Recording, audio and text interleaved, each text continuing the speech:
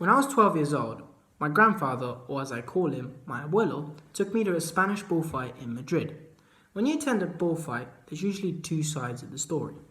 On the one side, you are mesmerized by the elegance of the bullfighter, teasing the bull with his flowing and mesmerizing movements whilst the crowd goes wild. On the other hand, you are the spectator of the death of an innocent animal. The gradual deterioration of the bull as the banderillas penetrate his body is really a horrifying view. Why murder an innocent animal for the price of a few tickets? Throughout this talk, I'll be explaining the history and basic understanding of bullfighting and exploring the two schools of thoughts and controversy surrounding bullfighting. Our generation has been the most impactful in re-evaluating whether our past cultures and traditions conform to today's accepted social norms, especially with today's technology and media. As author Noah Gaffney, who wrote an article on the World Economic Forum about ways young people are changing the world, published in 2014, explains that we can access, share, and distribute information around the world for free, providing ample opportunities to promote social causes. As in this speech, I'll be analysing the controversy of my home country tradition of bullfighting.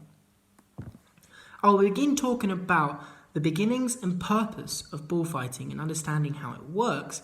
Then I'll proceed to talk about the people who support the tradition and why their viewpoints are supportive. And then lastly, I will discuss anti-bullfighting perspective and why they want to ban the practice. Modern bullfighting known today was entrenched in Spanish culture since 18th century as a duel between men and bull in captivated audiences. Bullfighting is seen as a brave and spectacular show where several actors perform daring scenes with a bull to win the crowd over, all taking place in bull rings around the country. The main character involved is El Matador, who, according to the article written by Sincerely Spain in 2018, the introduction to Spanish bullfighting explains that it has to complete a set of well-carried-out movements and specific dances before killing the bull. The matador is accompanied by bandilleros and picadores who weaken the bull so the matador can finish off the bull. This 20-minute spectacle has been part of Spanish culture for so long the Spanish audience are bewildered by the bravery of men who have trained their whole lives to face these trained bulls. On the one hand, we have people who are mesmerized by this practice and think that it's extremely important part of the Spanish culture and should be respected for what it is. These people are referred as traditionalists and tend to constitute primarily of older Spanish citizens. Traditionalists take traditions extremely serious and they are ingrained in their values as an important part of Spanish culture. This includes bullfighting, as John McCormick, article posted in 1992, found an American scholar about the defense of bullfighting suggests that bullfighting is more than a casual diversion of benighted people, but has figured significantly in the history of Spain.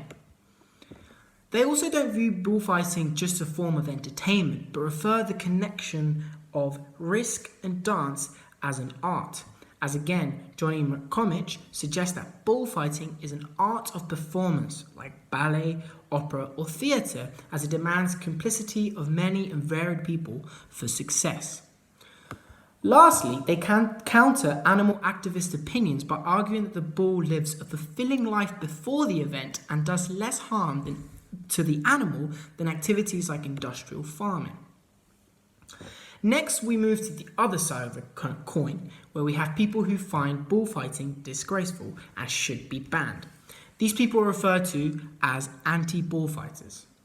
Animal activists and anti-bullfighters argue that with today's ethical norms, bullfighting should hold no part in Western society, as author Amanda Calvo discussed on a periodical article, Tensions Are on the Rise in Spain Over its Bloody Tradition of Bullfighting, posted on time.com in 2016, that bullfighting does not fit with the environmental conscious lifestyle seen throughout Western world.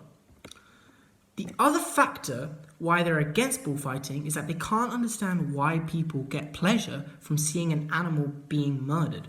Again, Amanda Calvin insights it's unthinkable that a spectacle where someone mistreats and kills an animal is officially treated as a cultural event. Hopefully with this speech you have learned the history and purpose behind bullfighting and how the practice is done. You have gotten a better insight of the viewpoints of traditionalists who are adamant to keeping the culture alive, and how anti-bullfighters find the practice morally wrong within the 21st century.